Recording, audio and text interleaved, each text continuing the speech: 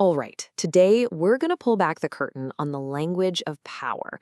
We are decoding the blueprint that presidents and really all politicians use to shape our world, one very carefully chosen word at a time. So, how do they do it? Let's get into it.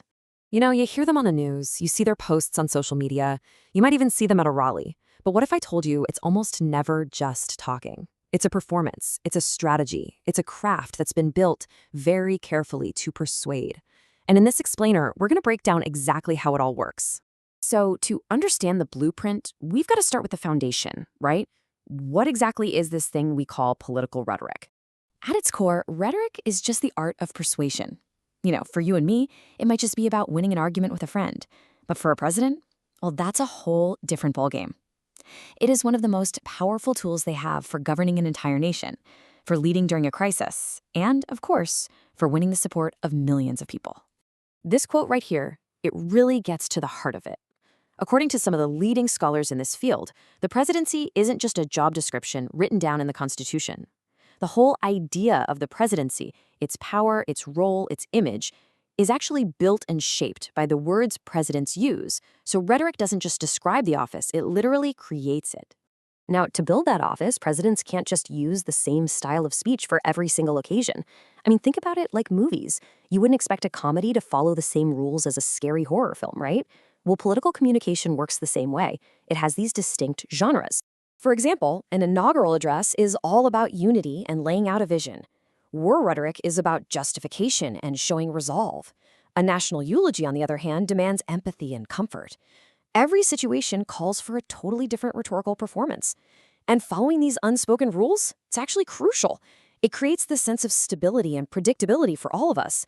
But it also means that when a leader breaks from a genre, that sends a really powerful and usually very deliberate message. Okay, so we've got the genres down. Now let's open up that rhetorical toolkit and see the specific strategies that actually make them work. This one is fundamental. It's probably one of the oldest and most effective plays in the entire book. It's a simple idea.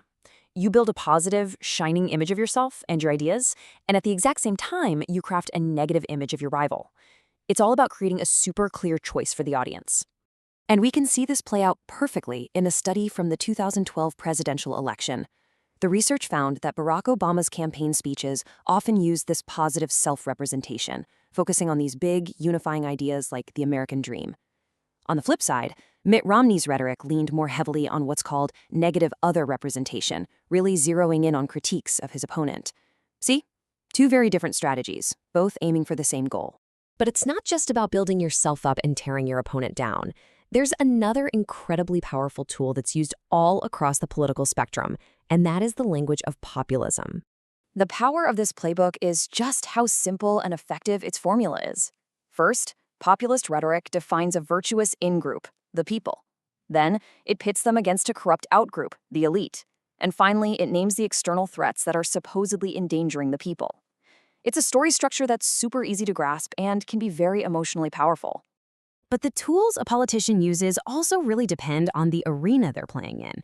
The platform where you deliver a message can be just as important as the message itself. So let's look at how political communication has shifted from the old school stage to the modern screen. For centuries, really, the main arena for all this was the formal long-form speech. This format gave speakers the time and space they needed to develop complex arguments, to tell these compelling stories, and to tap into those grand national myths, like the American dream we were just talking about. It was kind of a one-way street, with the speaker holding all the cards. But today, that whole arena has been completely transformed. Social media platforms have totally rewritten the rules of the game. It's not about nuance and length anymore. It's about speed, raw emotion, and getting your entire point across in 280 characters or a 15-second video. And in this new arena, a very different kind of rhetoric is thriving.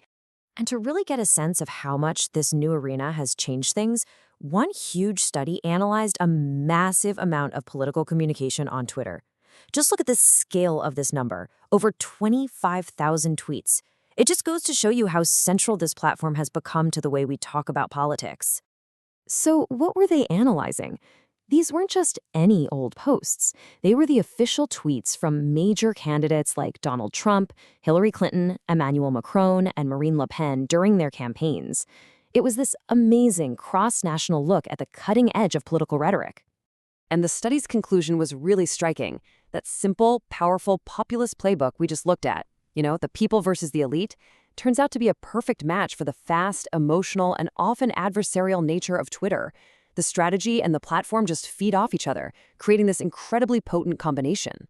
Okay, so we've explored the foundation, we've looked inside the toolkit, and we've checked out the arenas where it all goes down. But what does it all mean for us? Why does any of this rhetoric actually matter? Let's get into the real-world impact. Here's the bottom line. The rhetorical choices a leader makes, whether they choose to unify or divide, whether they speak from a podium or a social media account, these choices directly influence how we see the world, what policies end up getting passed, and ultimately, how power is actually used in a democracy. And this is why having this blueprint is so valuable for you. Once you understand the genres, the strategies, the platforms, you stop being just a passive member of the audience. You become a critical analyst. You can start to see the technique behind the message and ask the important questions, like why you're being persuaded in a certain way. Over time, a president's consistent use of specific strategies and genres creates what researchers call a rhetorical signature. Think of it like their unique style, their go-to playbook that defines their communication, and in a lot of ways, their entire presidency. It becomes the sound of their time in office. And that leaves us with a pretty fascinating question for the future, doesn't it? The arena is changing faster than ever. With technology like artificial intelligence and deepfakes getting more and more sophisticated, the very nature of political communication could be about to shift again. So, what do you think? What will the next rhetorical signature be? What's the blueprint of persuasion going to look like tomorrow?